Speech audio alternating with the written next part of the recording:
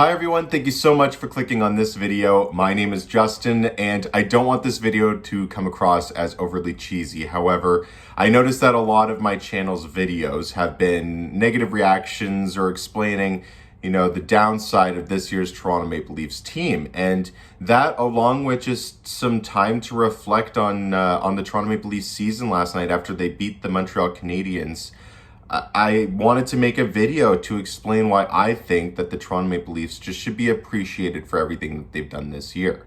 Now, obviously, a lot of this is because we're Toronto Maple Leafs fans, which means that we've gone through a lot of time of watching a dreadful hockey team, one that was consistently a basement dweller, management that had no idea what they were doing, wasting all of our assets and all of our future until this current group came in and turned things around. And this year is one that I think we've been asking for decades, generations. We've been waiting for a team that can do what this team that we have now is doing. And it just seems that I still constantly hear all the reasons that the Toronto Maple Leafs are failing, whether that's from a management perspective, player personnel perspective, performance. I mean, yes, there are downsides to everything, but if you keep looking for the negatives in life, you're never going to be happy. And I think we should start looking at the positives of this team. Now, not to say that I think that the Toronto Maple Leafs are going to get it done this year, or that we should set expectations that this is like Stanley Cup or bust, but I do think that you can appreciate what you've got. So let's explain that a little bit. The Toronto Maple Leafs are currently in first place in the North Division. In their own division, they are first place. They are on, I believe, a 7-0-1 stretch in 8 games. Have not lost in regulation. 5 straight wins, and they've had multiple 4 straight wins stretches throughout this season as well. And of course, they've had a couple bad stretches too, but the wins are completely outweighing those, and they were able to battle back from a terrible stretch of games just a couple weeks ago. Throughout the 2000s and even the 2010s, I remember watching hockey and watching the Pittsburgh Penguins, which is personally my second favorite team. And I kept thinking to myself that Pittsburgh fans don't know how lucky they are. They get to watch Sidney Crosby every single night. They get to watch Evgeny Malkin. They get to watch a team that's won 3 Stanley Cups, one that is going to be a consistent playoff team. They get to cheer for them throughout June. They get to watch these historic runs, and they get to see great play almost every night. And I kept saying, why can't that happen to the Leafs? In my lifetime, I was born in 95, so I was able to see some of the Sundin era. However, Sundin was one of the few bright spots on that team. We didn't make it past the playoffs since, I think, 2004. So there was a very limited window where we had something like that throughout my lifetime, and I kept thinking, why can't we get that generational player? Well, now we've got multiple. We've got Austin Matthews, who scored his 28th goal of the season last night. He's winning the Rocket Richard trace right now, and he is just such a privilege to be able to watch every night alongside his winger Mitch Marner, who is playing at an elite level right now, and Austin Matthews would not be able to do what he's doing without him. I think we've got a second line center and a captain that I think most teams would die to have. I know that's a little bit of a hot topic right now because some people don't love John Tavares on this team or as the captain, but that's exactly my point. We're looking at the negatives. I think he does all the right things. When he's on the ice, he plays hard. He's so strong on the puck. Off the ice, you can tell he leads. He does his job very, very well. And people forget he's only a couple points behind a point per game since joining the Toronto Maple Leafs. It's not like he hasn't been productive. We've got a second line winger in William Nylander that people love to hate on. But I think that he would be a top line player on a lot of other teams in this league. And we're not talking about him being our best player. We're talking about him being our 4th best forward, and we're complaining about him. He's so talented. We've got Jason Spezza, who is on a league minimum deal on the 4th line, producing at a clip that we never could have expected. And not only that, he literally said if he doesn't play in Toronto, he will retire. He is threatening the league that if anybody claims him off waivers, he won't report to them. He only wants to play here. He only wants to be a Leaf, and we need to be able to appreciate that.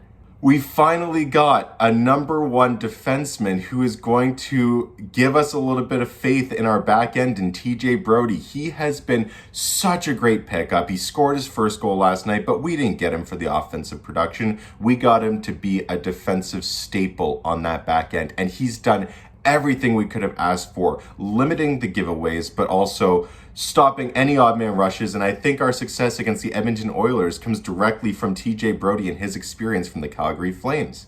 We've got finally a 6-man unit on defense that, while they're not perfect, they are finally fixing the defensive woes that we've had for years. We kept saying defense is our issue, and right now it really is not. We've got a goaltender who just last night tied an NHL record for the most straight wins to start a season at 10 straight. Jack Campbell is the most kind-hearted, amazing human being I can tell from his interviews. The teammates absolutely love him, and he's playing on fire. He's undefeated this year. He's taking a starting goaltending job, and it fixes a lot of our issues because a lot of the talk coming into the season was Frederik Andersen and him potentially leaving in the offseason for unrestricted free agency. And what would we do then? Well, now we've got a solution because we've got Jack Campbell, the guy that everybody loves, playing at the top of his game right now and showing that he can be a starter in this league. And people keep trying to point out the negatives of this team. Like, a lot of people are saying Joe Thornton no longer belongs on this team. Who, when we acquired him, when we signed him in the offseason, thought that this guy was going to be a point getter or the fastest guy on the ice? Like, who thought that that was why we were getting him? We were getting him as a fourth line presence, a leader on this team, someone to hype up the locker room, someone that can do the little things right, and someone who I can guarantee they will show up in the playoffs. He's going to show his use in the playoffs, and maybe that's not on the score sheet, but it's going to be the little things, the inside the game, as you can call it.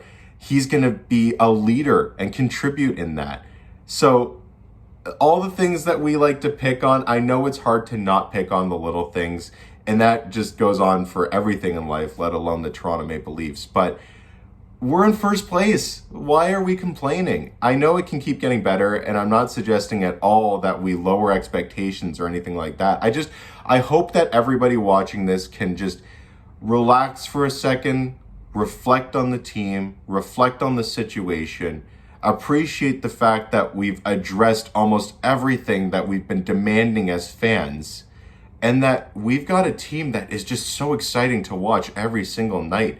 And that's all you want as a fan, really. Of course, you want a championship, but more than anything, we watch these guys, not this year, but in a typical year, 82 games, plus the playoffs. You want to be entertained. That's the whole point of watching as a fan. You want to be entertained to watch the event. And this year, there isn't a game that goes by that I am not entertained. And I mean, I've always loved the Leafs and always loved hockey, and I'll always be entertained no matter what I'm watching, but no more are the 9-2 blowout losses, or we haven't really blown too many leads and historic collapses and just boring hockey because we weren't good whatsoever. We are an exciting team to watch. We've got all the pieces that we should be able to appreciate. We got goaltending, we got offensive forwards, we got depth players, we got role players, we got Wayne Simmons, who we just love for the sake of playing on the team. He struggles, and we still love and support him just because we're attached to the players on this team, and that's a fantastic sign as a fan base. Hopefully you take the time a little bit to reflect on what you've enjoyed out of this team. I'm really, really enjoying what I'm seeing. I can't wait to see what they can do in the playoffs. I think that this is the real deal of a team. I think that they can definitely push through the playoffs and go on a deep run. It's going to be difficult. It doesn't matter who we face in the first round, second round. I think it'll probably be Montreal. It's going to be hell to play in that series, but it's going to be so exciting to watch, and we need to just appreciate it a little bit more.